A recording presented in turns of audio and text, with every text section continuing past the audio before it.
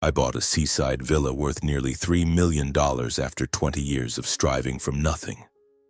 Starting with empty hands, from the days of a childhood lacking affection to the sleepless nights hustling for survival. But then, my biological father and stepmother, who had once rejected me, considered it their property, brazenly seizing it and boasting about it.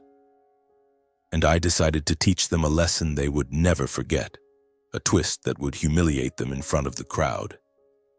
My name is Luis Bento. I was born into a middle-class family in a small coastal town on the east coast of the United States, where white wooden houses stood side by side along clean streets and the salty sea air mingled with the atmosphere every morning. On the surface, everything looked perfect. My father, Stephen Bento, was a construction engineer with a stable income, and my mother, a gentle university lecturer, always smiled at everyone. We lived in a 2-story house with a small garden in the back, where I often ran around with an old ball. But life isn't always what it appears to be. When I was 6 years old, a horrific car accident took my mother away forever. It was a rainy afternoon, with the sky gray and ominous, as if foretelling doom. My mother was on her way to pick me up from school when her car collided with an out-of-control truck on the slippery road. I still remember that moment clearly, even though I've tried to bury it deep in my memory. I was sitting in class, doodling in my notebook, waiting for my mother as usual. But instead of the familiar car horn, the principal entered the classroom with a serious face and called my name. She led me to the hallway where my father was standing, his face pale, his eyes red and swollen. "Son, your mother had an accident," he said, his voice trembling, and then he knelt down and hugged me tightly. I didn't fully understand, I just sobbed, my tears mixing with the raindrops dripping from the eaves. We rushed to the hospital, the strong smell of disinfectant hitting my nose and making me nauseous. My mother lay there on the white hospital bed, machines beeping continuously, but she didn't open her eyes anymore.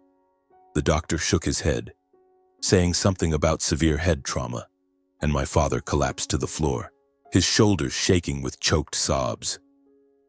I stood beside him, small and lost, clutching the hem of his shirt, wondering why my mother wouldn't wake up to hug me like she always did. The funeral took place a few days later, on a day of pouring rain. Neighbors came to offer condolences, bringing flowers and empty words of comfort. I wore a tight black suit, standing by my mother's grave, watching clumps of dirt fall thudding onto the coffin. My father promised to take care of me, to be a solid support for me. "We'll get through this, son," he said, his voice hoarse from crying too much. But that promise quickly vanished like sea foam. Just a few months later, my father met Marlene, a woman who worked in a real estate office with shiny golden hair and a charming smile. She entered our lives like a strange wind, starting with weekend dates, then gradually moving in completely. My father smiled more, but those smiles weren't for me. He remarried only 8 months after my mother passed away, and I felt betrayed. "Why so soon, Dad?" I asked myself silently, but I didn't dare say it out loud. I was only 6.5. How could I understand adult loneliness? Marlene moved in with suitcases of clothes and sparkling jewelry. At first, she tried to act friendly, cooking elaborate meals and asking about my school, but that was just a facade. Gradually, her true nature revealed itself. She treated me like an extra, a remnant from her husband's previous marriage. "This boy is too lazy, Stephen," she would often say in a shrill voice when I forgot to clean my room. My father, instead of defending me, would just nod and say, "He'll learn." He became indifferent, as if Marlene's presence had filled the void in his heart, pushing me to the margins. I remember family evenings, or rather Marlene and my father gathering. They laughed and talked about work, travel plans, while I sat alone in the corner of the table, picking at my food silently. If I opened my mouth to ask something, Marlene would glance sideways. Children shouldn't interrupt adults' conversations. I gradually became quieter, more withdrawn. Then one day, Erica was born, 2 years after my father remarried. My half-sister, with the same father but different mother, was a pretty little girl with big round eyes and a radiant smile. From the moment Erica was born, everything changed completely. Marlene doted on her daughter like a treasure, buying expensive clothes, imported toys, and my father did the same. He spent all his free time playing with Erica, pushing her stroller around the garden, singing lullabies to her. "My precious daughter," he would say, his voice full of affection, while with me, he only asked brief questions. "How's school? Have you eaten dinner?" I felt like a ghost in the house, invisible and unloved. Then on my birthdays, I hoped for cake and gifts. But Marlene would often say, "This year we're saving, just dinner." Meanwhile, for Erica's birthday, the house was lavishly decorated, crowded with guests, and she received all sorts of toys. I sat in my room, hugging a pillow and crying silently, wondering why I wasn't worthy of love like her. The everyday scenes in the house make me choke up every time I remember them. In the early mornings, Marlene would get up to prepare breakfast for Erica, toasted bread with strawberry jam, warm milk, while I made myself cold cereal from the fridge. "You're old enough, take care of yourself," she said, her voice cold. My father, reading the newspaper, didn't look up. I went to school with an empty stomach, but I didn't dare complain. At school, I was the quiet boy with few friends, afraid that opening up would lead to hurt. Once I was bullied in the playground. A group of older kids pushed me down, throwing my backpack everywhere. I came home with bloody knees, running into the kitchen crying. Marlene was feeding Erica and glanced at me. "What trouble did you cause now?" "Don't make noise, the baby is eating." My father came out from his office, looked at the wound and said, "Clean it up, son. Men have to be tough." No one bandaged it for me, no one asked. I went to the bathroom alone, tears mixing with tap water, cleaning the wound with an old towel. I was only 9 then, but I had already learned to heal myself, not just physical wounds, but the pain in my heart. Gradually, those experiences shaped my character. I became silent, speaking little as a way to protect myself. No arguing with Marlene, no demanding from my father. I just quietly did housework, studied and dreamed. But inside, my resilience grew. I read books at the school library, stories of people who overcame hardships like Abraham Lincoln or Helen Keller. "I have to be strong," I told myself every night, lying on my old bed, hearing laughter from my parents' room. I started saving spare change from collecting and selling bottles, hiding it under the bed. At 10, I already knew how to cook simple meals, do laundry, and study on my own without help. School became a refuge. I excelled in math and science, dreaming of a future as an engineer like my father, but more independent. A childhood full of invisible scars and lacking affection taught me many harsh lessons. I learned to endure. Endure Marlene's taunts like, "You're just like your mother, too weak." Endure my father's indifference as he prioritized Erica in everything, from a new bike to piano lessons. I learned to love myself because no one else did. I became resilient like a cactus growing in the desert, lacking water but still thriving. Those years, though dark, prepared me for the journey ahead. From a lonely boy, I would become a self-reliant man, ready to leave the house full of pain to seek true happiness. And that journey began when I was 16 with my first jobs, long, tiring nights, but full of hope. 16 years old, the age when my friends were dreaming about first loves, glamorous prom nights, or summer family vacations. And me? I was standing in front of the mirror in the cramped bathroom at home, looking at my gaunt face with dark circles under my eyes from lack of sleep. I had made up my mind. I couldn't wait for change from my father or Marlene anymore. I needed to save myself. The savings from odd jobs before, mowing lawns, delivering newspapers, were only enough to buy an old bicycle, but that was sufficient to start. I secretly posted flyers looking for work around the neighborhood, and luckily the local coffee shop needed a boy to bus tables on weekends. That first job was like a shock. I started my shifts from late afternoon until late at night, when the sun had already set behind the coastal hills. The small coffee shop named Seaside Brew was on the main street of the town, with the aroma of freshly ground coffee mixing with the distant sound of waves crashing. The owner, a middle-aged man named Mike, looked me up and down. "Are you sure, kid? This job isn't easy. You have to run tables, wash dishes, and smile at customers no matter how tired you are."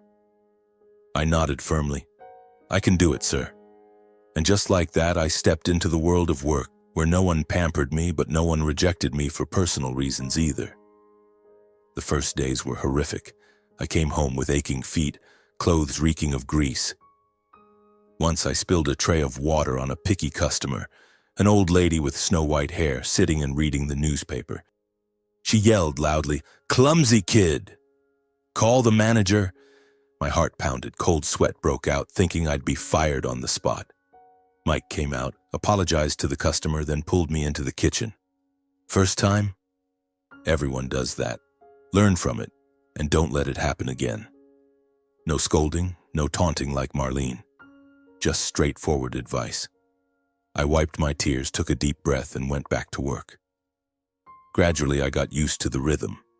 Bussing tables taught me how to observe people, the regular customer who liked black coffee with no sugar, the young girl who often sat in the corner reading a book with a hot latte, or the old man who told war stories with a trembling voice. I learned to fake a smile, hiding the loneliness inside. At the end of the week, when I received my first paycheck, a crumpled wad of cash, I trembled as I counted it over and over. $80. Not much, but enough to buy new textbooks for my senior year. I hid the money under the bed next to the spare change from before. Marlene started getting suspicious when she saw me coming home late. "Where have you been wandering around?" "Don't embarrass the family." My father just nodded. "He's grown up, Marlene." No support, no encouragement. But I didn't need it anymore. I was building my own future. Then came my 18th year, like a threshold to freedom. I graduated high school with a partial scholarship to the local university, a public school 2 hours away by bus. The day I received the acceptance letter, I held it trembling in my hands, tears streaming down. "I've done it," I whispered. But when I showed it to my father, he just said, "Good. Handle it yourself." Marlene smirked. "Tuition is expensive. Don't dream too big." No congratulations, no financial support. I knew I had to leave. I packed my things, a few sets of clothes, books, and my $1,500 in savings into an old suitcase. The day I left home, it was drizzling, just like the day my mother died. My father saw me to the door. "Good luck, son." Marlene stood behind, arms crossed. "Don't come back begging for money." Erica waved indifferently. I stepped out onto the street, suitcase heavy but my heart light. For the first time, I felt truly free. I moved into the university dorm, a small room shared with 3 other guys, narrow bunk beds, the smell of dirty socks and instant noodles. But it was my home. No one taunted me, no one ignored me. I enrolled in finance as my major with a packed schedule. Early mornings until late afternoons. To cover the remaining tuition and living expenses, I kept working. Days studying, evenings bussing tables at a student eatery, weekends on night shifts at the supermarket. Life was like an exhausting loop. Up at 6 a.m., classes until 3 p.m., work until late, then studying until 2 a.m. Some nights I collapsed on the desk, books scattered, stomach growling from hunger. Can I handle this? I asked myself, looking out the dorm window at the flickering streetlights. After a year in the dorm, I rented a cheap room in the suburbs, a tiny apartment with peeling walls and an old gas stove. $300 a month, but private. I cooked for myself, spaghetti with cheap sauce, salads from supermarket leftovers. No close friends. I was too busy to make any. Life was lonely, but I was used to it. In moments of exhaustion, I thought of my mother. "Mom, I'm trying." I called home a few times, but the conversations were brief. "Are you okay?" my father asked. "Fine," I replied. No sharing hardships, no asking for help. Marlene interjected, "Don't bother us." I hung up, swallowing tears. In my second year of university, I took an additional job at the school library, shelving books, helping students find materials. It was lighter work, giving me time to study. I started reading finance books. Rich Dad, Poor Dad, The Intelligent Investor. Those books were like lighthouses guiding my way. I dreamed of graduation day, of a stable job, but reality was harsh. Some months, money ran out early and I ate dry bread for 3 days. My health deteriorated, weight dropped. Once I fainted in class from exhaustion. The school doctor said, "You need rest." But I couldn't. Rest meant losing money. I gritted my teeth and continued. That journey of independence was full of hardships, but also full of lessons. From a trembling 16-year-old busboy to a 20-year-old paying his own way through college, I had changed. Lonely, lacking affection, but resilient like a rock. Those years prepared me to enter the professional world, where I would build a career from scratch and find true happiness. Graduation day arrived like waking from a dream, but not the kind with fireworks and parties. I was 22, standing in the middle of the campus under the blazing summer sun, my cap crooked on my head, holding my stiff finance degree in hand. No family came to attend. My father sent a brief message. "Congratulations," while Marlene and Erica remained silent as usual. Friends around me hugged their parents, smiling brightly, while I stood alone looking at the crowd with the familiar loneliness. But in my heart, I was proud. 4 years of university, paying my own tuition with sweat and late-night shifts, not a single dime from home, that was my personal victory. I whispered to myself, "You've done it, Luis. Now it's time to really begin." Finding a job wasn't as easy as I thought. The job market was harsh, especially for a young guy with no connections. I sent out hundreds of resumes from small companies to large corporations, but most were met with silence or polite rejection letters. "Thank you for applying, but we've selected another candidate." Each time I read one, my heart tightened, wondering if my resilience was enough. I still lived in the cheap rented room, eating instant noodles and sandwiches, working temporarily at a bar to get by. Some nights, lying on the old bed, I stared at the stained ceiling, tears streaming down. "Mom, I'm so tired," I whispered, remembering the lonely nights of my childhood.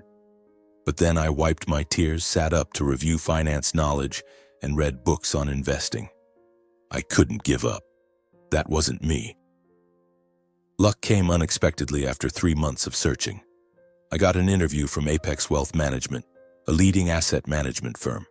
I borrowed an old suit from my roommate, polished my black shoes until they shone, and headed out with my heart pounding.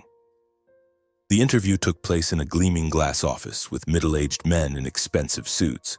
They asked about market knowledge, how to handle financial crises, and I answered with everything I'd learned from books and self-study. "Why should we choose you?" one asked, his voice stern. I looked him straight in the eye. "Because I have nothing to lose but everything to prove. I've built myself from nothing, and I'll do the same for your company's clients." They were silent for a moment, then nodded. 2 days later, the email came. "Welcome to the team as a financial advisor." That first job was like a storm. I moved to the city, rented a small apartment in the suburbs, and started working from 8 a.m. to 7 p.m., sometimes later. As a financial advisor, I had to counsel clients, from retirees worried about their pension funds to young entrepreneurs wanting to invest. But I was a newbie with no existing client portfolio, so I had to start from zero. The first cold calls were horrific. "Hello, this is Luis Bento from Apex. Are you interested in an investment plan?" Most hung up or politely declined. Once, an elderly client yelled at me over a minor mistaken advice, actually a system error, but I had to take responsibility.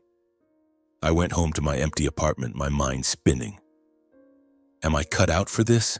I wondered, but then remembered those night shifts in the warehouse and told myself, "Endure it, Luis.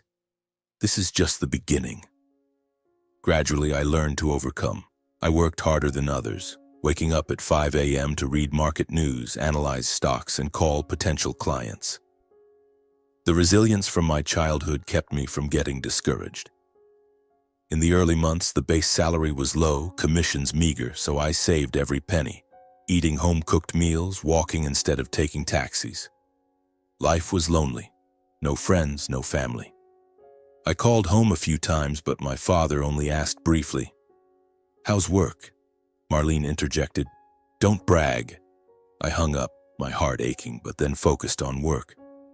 The first success came after 6 months. A middle-aged couple trusted me to manage their savings. I invested carefully, and when the returns grew 8% in the first quarter, they referred friends. My client portfolio grew from 5 to 20, then 50. The early years of my career were full of drama. The stock market fluctuated, sometimes crashing due to minor economic crises, with panicked clients calling in the middle of the night, "Luis, where's my money?" I had to stay calm, explain long-term strategies, sometimes staying up all night to adjust portfolios. Once a small mistake, investing in a risky stock, caused a client to lose 5%, and I nearly got fired. My boss called me into the office. "You need to prove you're more reliable." I nodded, heavy-hearted, but instead of breaking down, I learned. I enrolled in online courses, read in-depth books, and constantly improved. Thanks to that, I got through it and my reputation built up.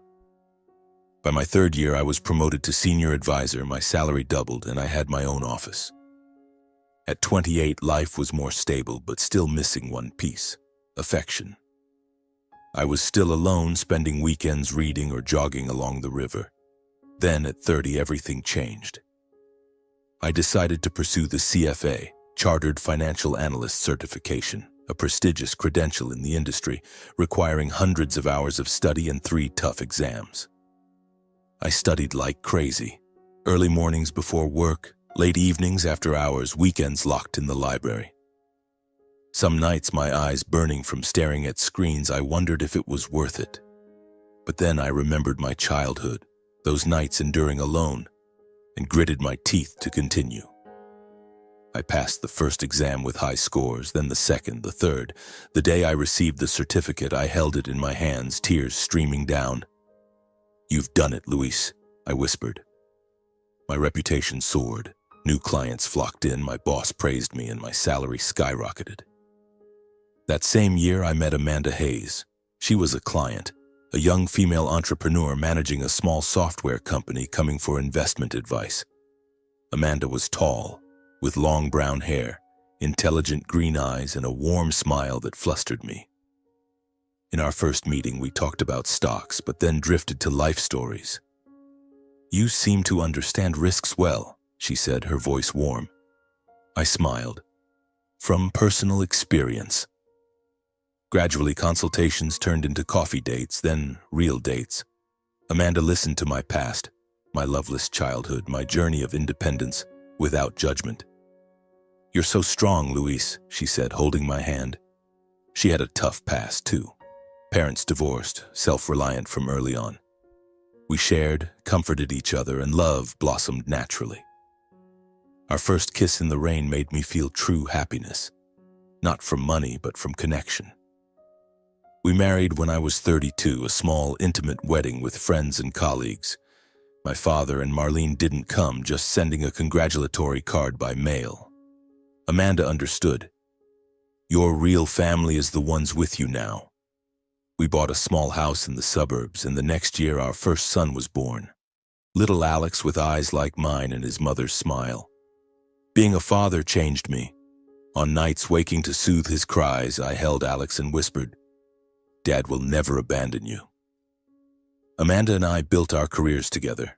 She grew her company, I continued at Apex, but started dreaming of entrepreneurship. Happiness came from this small family. Evenings gathered for dinner, Alex's laughter, and Amanda's embrace. Not from my original family where there was only pain, but from what I built myself. At 33, I decided to branch out. With nearly 10 years of accumulated reputation, a large client portfolio, CFA certification, and experience navigating crises, I founded Bento Financial Group, my own private wealth management firm specializing in high-end assets. It was risky at first, giving up a stable salary, renting a small office, and convincing old clients to follow me. In the early months, revenue was low, bills piled up, and I worried to the point of insomnia. Amanda hugged me. You'll make it like always. And she was right. Thanks to my talent and reputation, old clients returned and referred more. The firm grew quickly, from a few $100,000 under management initially to millions, then tens of millions in just 2 years. My career flourished. Our family's finances were solid. We bought a new car, took weekend trips, and spent time with Alex. But true happiness wasn't the numbers in the account. It was the moments. Alex running around the garden, Amanda whispering, "I'm proud of you," and me looking back at my journey, from a rejected boy to a successful man. My original family never brought joy, but this small family did. It was proof. Happiness is what we create ourselves, not waiting for it from others. And then, at 36, when Bento Financial Group had become firmly established with stable revenue and a loyal client portfolio, we decided to invest in something bigger, a seaside villa. It wasn't just a house, but the peaceful dream I had nurtured since my childhood days, sitting alone on the beach, watching the waves crash and dreaming of a place that truly belonged to me. Amanda and I discussed it for months, weighing everything carefully. Not an impulsive splurge, but a smart investment. We chose a high-end resort area on the California coast, where pristine white villas nestled against the cliffs with expansive views of the vast ocean. Value: $2.9 million. That number made me blink a few times when signing the contract, but it was worth every penny. The villa wasn't just for family vacations. It could also be rented out through platforms like Airbnb, generating passive income, a financial strategy I had learned from my years as an advisor. The process of buying the villa was full of excitement, like a new adventure. We flew out to view it several times, walking along the private beach, breathing in the salty air mixed with the scent of wildflowers. The 3-story villa had a modern design with large glass doors welcoming the sunlight, an infinity pool overlooking the sea, and a lush green garden with swaying palm trees. The spacious living room featured a stone fireplace. The kitchen was fully equipped with modern amenities, and there were 4 bedrooms, one for Alex, one for the second child we were expecting. Amanda was 3 months pregnant, and the others for guests. I clearly remember the day we signed the papers at the real estate office. My hand trembled slightly as I put pen to paper. "This is ours now, my love," Amanda whispered, her hand on her belly, her eyes sparkling. I hugged her, feeling the familiar warmth, and thought, this is the symbol of 20 years of striving from empty hands. From exhausting busboy shifts to sleepless nights studying for the CFA, and now a small but solid financial empire. The first time the whole family went to the villa, it was a hot summer afternoon, with brilliant golden sunlight shining on the sparkling sea. We drove from the city, Alex sitting in the back seat excitedly singing along to the radio, holding his superhero toy. "Dad, are there sharks in the ocean?" the boy asked, his eyes wide.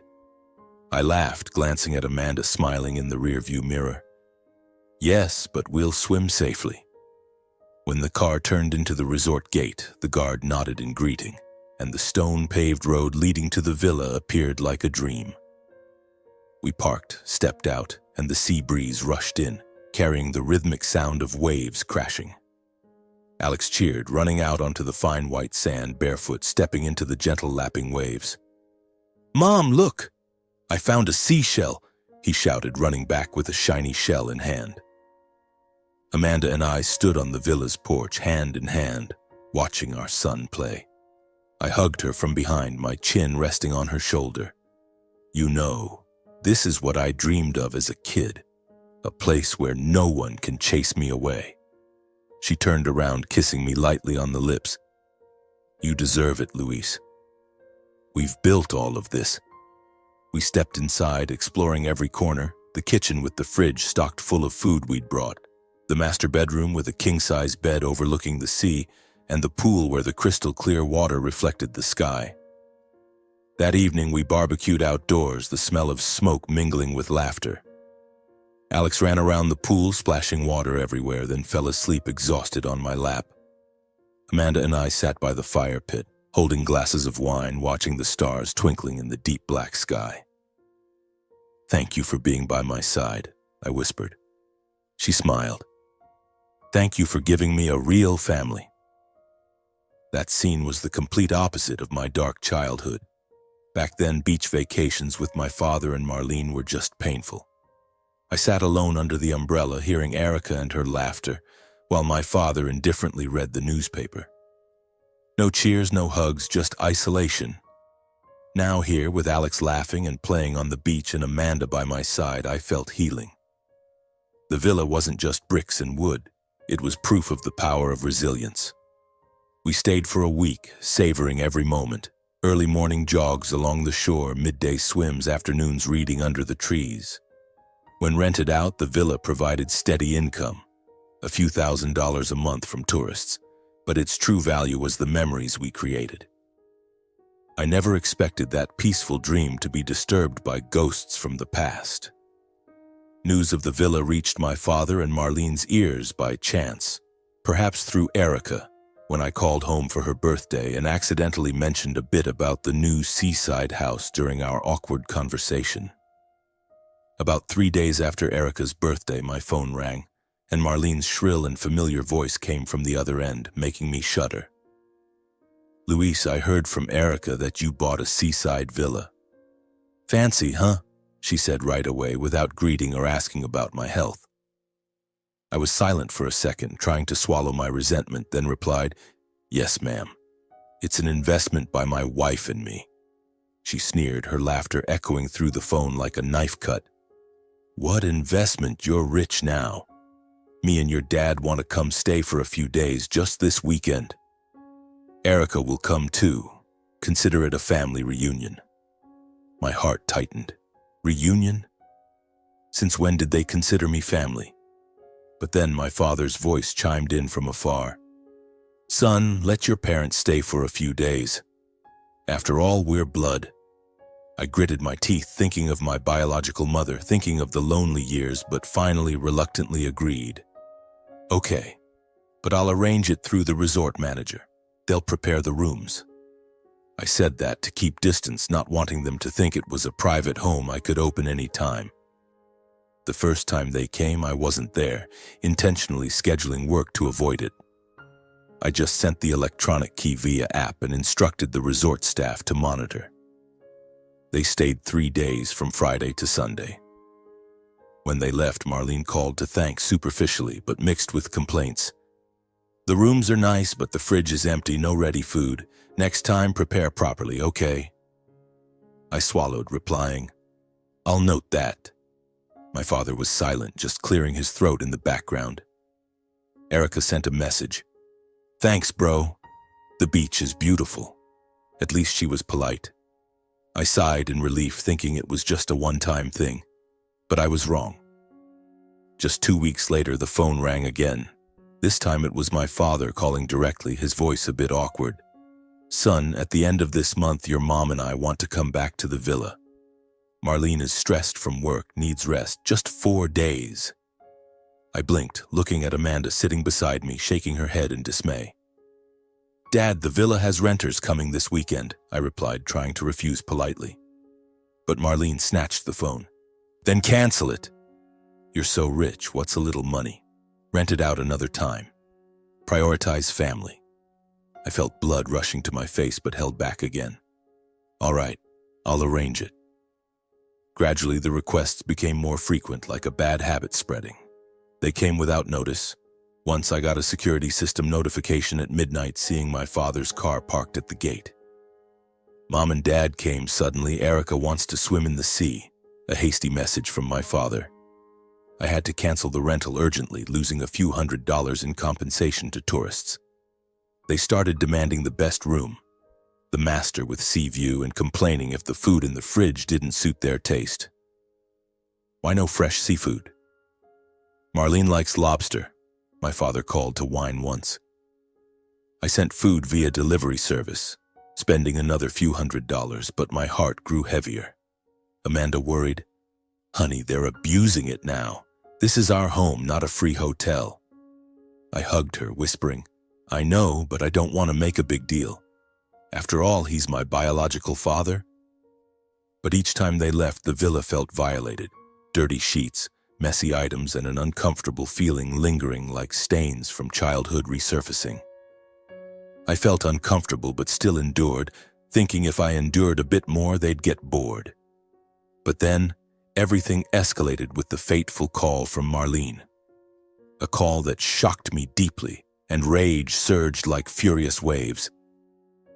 It was an ordinary Tuesday morning as I sat in the Bento Financial Group office, gazing out the window at the bustling city, holding a steaming cup of coffee in my hand. My phone vibrated, the screen displaying the name Marlene, a name I had become all too familiar with through demanding calls. I took a deep breath, telling myself it was just another small request, and pressed the answer button. "Luis, can you hear me?"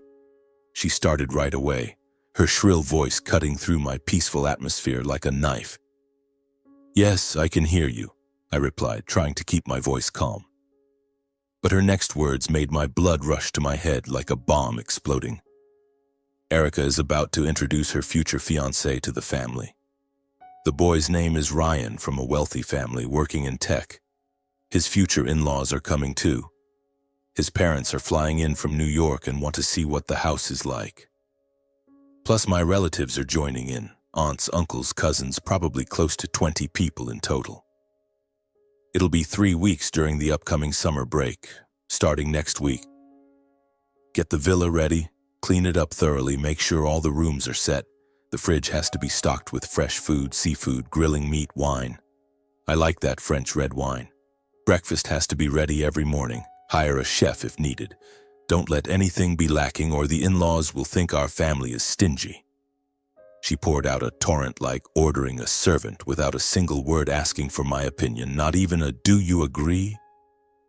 I sat there stunned, my hand gripping the phone so tightly that my knuckles turned white.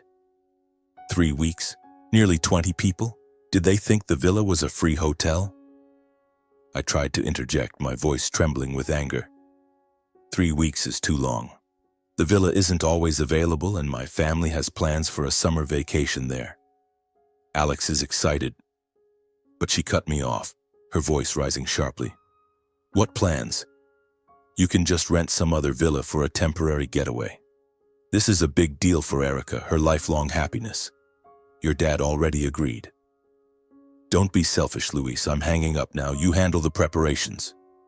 The beeping tone sounded, leaving me sitting there, my heart pounding, my face flushing hot. Rage surged like furious waves in the ocean. How dare they? They had never treated me like a son, never supported me with a single penny, and now they brazenly seized what I had built with my own sweat and tears. My family had to give up our summer vacation. The days Alex was looking forward to building sandcastles, Amanda and I relaxing by the pool. For that bunch? I slammed my fist on the desk, coffee splashing everywhere. I decided I wouldn't endure it anymore. My father and stepmother had crossed the line, and I would give them a fitting lesson. 3 weeks later, they arrived at the villa like an invading army, turning my peaceful dream into a chaotic nightmare. I wasn't there when they arrived, but through the security cameras and reports from the resort manager, I saw everything. My father drove in first, followed by several other cars carrying Marlene's relatives, people I'd never met, with suitcases of all sizes piled high. They swarmed into the villa as if it were their own property, their loud laughter and chatter echoing through the microphones. Erica led her fiancé Ryan, a tall young man who looked a bit awkward, on a tour, pointing things out. "This is the infinity pool, my love. After we get married, we'll come here often."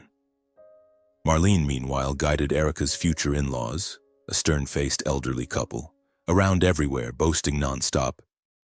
"This is our villa bought by my husband to prepare for Erica after her marriage. Very luxurious, isn't it? We often vacation here." I watched through the app, my blood boiling. Her husband bought it? That was my money, my sweat. They partied noisily from day one, using all the amenities as if they didn't have to pay. The pool echoed with rock music from portable speakers, thick smoke from grilling meat billowed, empty wine bottles rolled around the porch.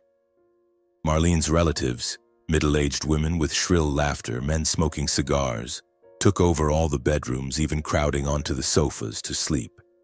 They cooked their own meals, but the fully stocked fridge I had prepared was emptied in just a few days. Lobster, beefsteaks, imported fruits, all vanished into parties that lasted late into the night. Erica flattered her future in-laws. "This villa is spacious. After the wedding, we'll host parties here. Just think of it as your own home." I clenched my fists tightly, watching the cameras with a heart aching like it was being cut. They were deceiving, seizing, turning my achievement into a tool for showing off. I decided to drop by for a check during the second weekend, pretending to visit the family. When I stepped in, the scene shocked me. The villa was a mess like after a storm. Beer cans scattered everywhere, wet towels dripping on the floor, the smell of cigarette smoke mixed with grilled seafood. The resort staff, who knew full well I was the owner, looked at me with awkward expressions. One cleaning guy whispered, "Boss, they said this is their house. We didn't dare say anything." Marlene saw me and smiled fakely. "Luis is here? Come join the party, we're grilling meat." My father sat in a corner, avoiding my eyes, while Erica hugged Ryan. "My brother's here." But in my heart, the anger had reached its peak. They weren't grateful, they were just exploiting. I stayed silent, forcing a smile, but in my mind I had already decided. They needed a lesson they'd never forget, a twist that would make them wake up. I left without staying, my heart boiling, waiting for the moment of reckoning to come. 3 weeks passed like an extended nightmare, but I had planned meticulously, coordinating with the resort manager, a middle-aged man named Tom, who knew the situation well and sympathized with me after I briefly shared my past. "Boss, I'll handle it according to procedure," Tom whispered over the phone a few days before they left. I nodded to myself in the office, feeling an unusual calm amidst the anger. On the final morning, as the sun just rose over the sea, glistening through the villa's glass doors, they began packing, or rather hastily throwing suitcases into the cars, their laughter still echoing as if they'd had a perfect free vacation. Marlene shouted orders to her relatives. "Hurry up, the flight is this afternoon." "Erica, did you bring the gifts for the in-laws?" My father fumbled with the luggage, avoiding eye contact with anyone, while Erica hugged Ryan, whispering sweet words. Her future in-laws, the elderly couple with satisfied expressions, probably thinking this family was very wealthy, stood aside, holding designer bags. They moved in a group to the checkout counter in the resort's main lobby, a spacious area with shiny marble floors, whirring ceiling fans, and a faint lavender scent from the diffusers. The lobby was quite crowded at that moment, a few other tourists checking out, a young couple with rolling suitcases chatting cheerfully, a family of 4 waiting to check in with excited looks, and several busy receptionists typing away. Tom stood behind the counter, dressed in a neat black vest uniform, a professional smile on his lips but sharp eyes like knives, ready to execute the plan. The young receptionist next to him, named Lisa, a girl about 20 with her hair in a ponytail, stood slightly back, her face pale after Tom had briefed her on the potentially tense situation. "Good morning, guests. I hope your stay was enjoyable and relaxing," Tom said, his voice even, polite but firm, then slid the pre-printed bill across the glossy wooden counter. "This is the total invoice for 21 nights' stay. Full use of amenities including the pool, outdoor grill, on-site food delivery services, and daily cleaning, totaling $18,750. You can pay by card or transfer right here, please." The atmosphere suddenly fell silent, as if someone had muted the entire lobby. Marlene blinked rapidly, her face turning as pale as a sheet of paper, her mouth gaping in shock to the point where her lipstick smudged. "What? A bill? This is our villa, are you crazy?" My father stood frozen beside her, his hand trembling as he held the paper, his eyes darting back and forth over the amount, sweat pouring down like rain, muttering, "Impossible. Must be a mistake." Her relatives whispered in panic, a plump aunt covering her mouth, "Oh my God, what's going on?" While Ryan's parents furrowed their brows deeply, a mix of surprise and suspicion, Ryan's father whispering to his wife, They said the villa was theirs, right? Erica flushed red, hugging Ryan tighter, her voice trembling as she said to Marlene, "Mom, what's happening?" I don't understand. Other guests in the lobby started turning their heads, a backpacker whispering to his girlfriend. Drama alert, probably arguing over money. While the family of four stepped back, their eyes wide with curiosity but trying to stay polite. Marlene whirled around to Tom, her face flushing red with fury, slamming her hand on the counter. "You're mistaken. This is my son's house, Luis Bento. No payment needed. Call the manager right now." Tom remained calm, shaking his head politely but with a voice firm as rock. "Ma'am, I am the manager. According to our records, the owner is Mr. Luis Bento, and he has explicitly instructed that this is a fully payable stay like any other guest. We've provided premium services for nearly 20 people over 3 weeks, and this bill is reasonable. If not paid, we'll have to hold your luggage and contact local authorities." Lisa, the young receptionist, her face flushed with tension, backed fully behind the counter, gripping the internal phone tightly, her eyes glancing at Tom for reassurance. The resort security, 2 tall guys in black uniforms standing in the lobby corner, started paying attention, one whispering into his walkie-talkie, "Issue at checkout counter might need backup." Chaos erupted.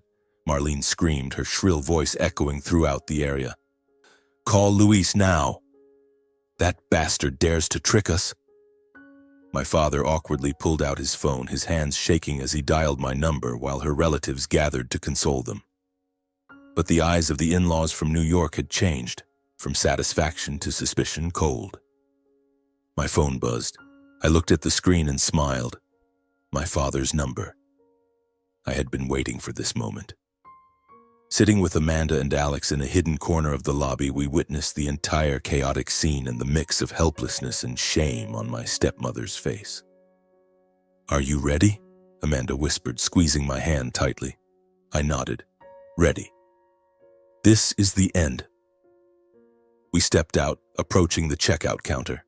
Alex hid behind his mother, his eyes wide, staring in amazement at the chaos ahead. Marlene spotted me from afar and charged like a wild animal, waving the crumpled bill. "What the hell are you doing, Luis? This is the family villa. Why demand money? You want me to die of shame?" My father looked at me, his eyes red with anger and humiliation, his voice stuttering. "Son, explain. This is just a misunderstanding, right? Why are you doing this to your parents?" In front of the in-laws, relatives, resort staff, and the curious guests watching like it was a play, I stood tall. My voice as cold as ice, but clear in every word. No misunderstanding at all. Guests must pay for their stay. That's the rule here. You've stayed 21 nights, used all the amenities, indulged in luxurious meals, daily cleaning. Everything must be paid. If you refuse, I'll have to call the police and everyone will witness it. The atmosphere grew heavy as lead, everyone falling silent with only the whirring of the ceiling fans and the distant sound of ocean waves. Erica sobbed uncontrollably, hugging Ryan tightly. "Brother, why are you doing this? I'm about to get married. You've ruined everything." Ryan stood aside, his face flushed, clearly trying to make sense of it, whispering to Erica, "You... explain what's going on." His parents whispered to each other, their eyes looking at Marlene and my father like frauds, the father shaking his head. Unbelievable. The truth was exposed before the crowd. The villa belonged to me, entirely to me. Not ours, as Marlene had boasted for 3 weeks. They were just freeloaders, exploiting blood ties to seize without a word of gratitude. Marlene was utterly humiliated, her face turning purple, her hand pointing at me, trembling. You're ungrateful. I'll sue you." My father bowed his head, not daring to look at anyone, while the relatives averted their eyes, ashamed and lowering their faces, one uncle whispering, "Just pay, it's too embarrassing." The guests in the lobby now whispered louder, "Oh, so they're mooching off the son." An elderly lady shook her head in dismay. Lisa, the receptionist, her face as red as a tomato, bowed her head to avoid looking while Tom stood firm, his voice still resolute. "Guests, We need payment now to complete the process." Unexpectedly, my father, the one who was always indifferent, suddenly lost control. He lunged at me, his eyes bloodshot from pent-up rage, grabbing my shirt collar tightly, growling, "You dare humiliate me like this? I'll teach you a lesson, you ungrateful son!" His breath was heavy with a faint whiff of last night's alcohol, and I felt the strength in his trembling hands, not the strength of fatherly love, but of desperation. I stood still, my heart pounding but not backing down, my voice still cold. "Let go, Dad." "Not now." Marlene cheered. "Give him a beating he'll remember, Stephen." But immediately the two security guards rushed over from the lobby corner, one tall one grabbing my father's arm, his voice stern. "Sir, calm down. No disturbances here, or we'll call the police." The other stood between us, his hand on my father's shoulder. "Release your hand. Don't make it worse." My father let go, panting heavily, his face flushed with shame, stepping back beside Marlene, who was crying. The guests in the lobby gaped, the backpacker whispering, "Wow, almost a fight," while the family of 4 pulled their kids farther away, looking scared. The in-laws, the wealthy couple from New York, shook their heads in dismay, their disappointment evident. Then Ryan's father spoke up, his voice cold. "We'll pay to end this, but this is utterly shameful and disappointing. We've never endured such humiliation and deception." My father and stepmother didn't have enough money in their accounts. They were forced to borrow from the in-laws right there. Marlene bowing her head in shame, my father muttering apologies. Everyone's faces flushed with humiliation. Tom received the payment, verified it on the computer, then printed the receipt with a polite smile. "Thank you, guests. Here's your luggage." Lisa handed back the suitcases, her voice soft. "Have a safe flight, everyone." The security guards watched until they left, the group silent and heavy, heads bowed, the sound of rolling suitcases on the stone floor echoing like a death knell for the already dead relationship. I stood there watching them leave in heavy silence, my heart lightened mixed with sadness, not from regret, but because finally I had freed myself from the shackles of the past. But the consequences of that twist were heavier than I imagined, leading to repercussions they brought upon themselves. Just a few days later, the news spread like wildfire. The in-laws' family, the wealthy couple from New York, had canceled the engagement with Erica. They called Marlene, their voice cold and flat over the speaker. "We can't let our son get involved with a deceitful and irresponsible family like yours. You lied to us about the villa, about the assets. Who knows what else?" Marlene recounted it to me later through a call filled with tears and curses, but at the time I just listened silently, my heart without a ripple of sympathy. Erica cried hysterically, calling me in the middle of the night. "Brother, Ryan left me. It's all your fault. You destroyed my happiness." Her voice broke into sobs, full of resentment, as if I were her mortal enemy. I lay in bed, Amanda beside me squeezing my hand, and replied calmly, "Luis, I didn't do anything wrong. They dug their own grave." But Erica's sobbing cries still echoed in my head, keeping me awake until dawn. The lavish wedding that had been planned, an expensive dress, a luxurious venue, now vanished into thin air, leaving Erica devastated and Marlene furious, launching into a war of hatred. My father and Marlene turned to blame me with the force of a storm. Calls came incessantly, full of curses and accusations. My father called first, his voice hoarse with anger mixed with shame. "Son, what have you done? You've ruined the family's happiness." Erica cried all night, "Marlene can't sleep. How could you be so heartless?" I listened with a pang in my heart, not from his words, but from remembering the years he was indifferent to my pain. Marlene called repeatedly, her shrill voice like a sharp knife. "You bastard, who do you think you are? Are you getting revenge on me? I raised you and this is how you treat me. You'll regret this." She poured out everything, from curses to threats of cutting ties, as if she had ever been the mother who nurtured me. I sat in my office, looking out the window at the city, my hand gripping the phone tightly, and finally I couldn't hold back anymore. On the last call, when Marlene screamed again, "You destroyed everything."